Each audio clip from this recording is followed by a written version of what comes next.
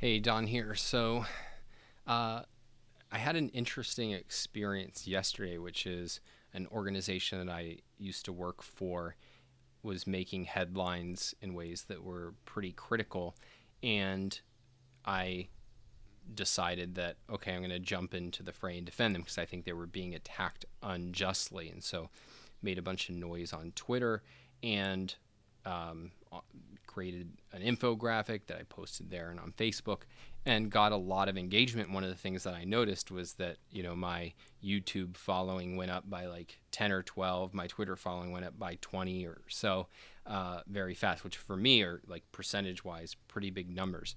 And I think this is part of a wider perspective on seizing opportunities, which is that when you're trying to kind of build a thought leading career, one of the things you're going to do is you're going to have a plan that you're pursuing, kind of a long range strategy, but you should also have just your eyes and ears open for here's a potential opportunity that I can seize.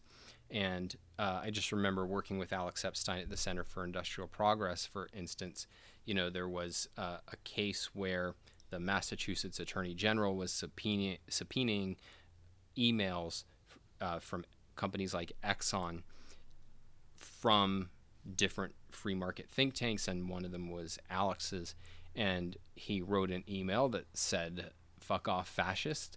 And it turned that into an op ed and, shared that with his email list. And it turned some people off, but it also, I think, made a big splash. And the it came from a very genuine place of like, here's an intrusion on freedom that I'm not going to let stand and I need to respond to.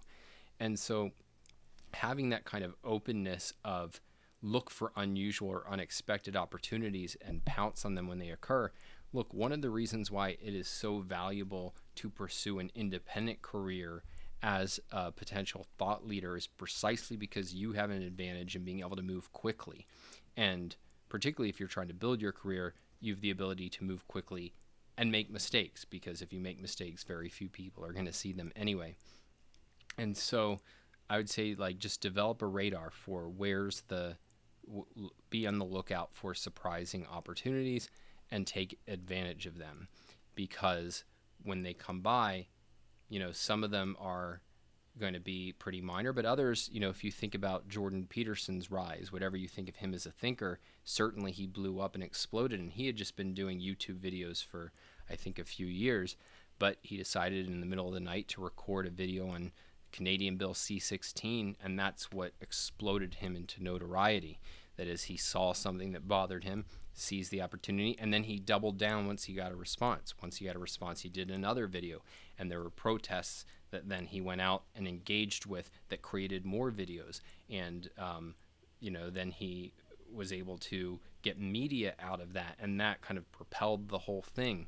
And those things you can't plan for, but those are the kind of unexpected opportunities that you can build an entire career on.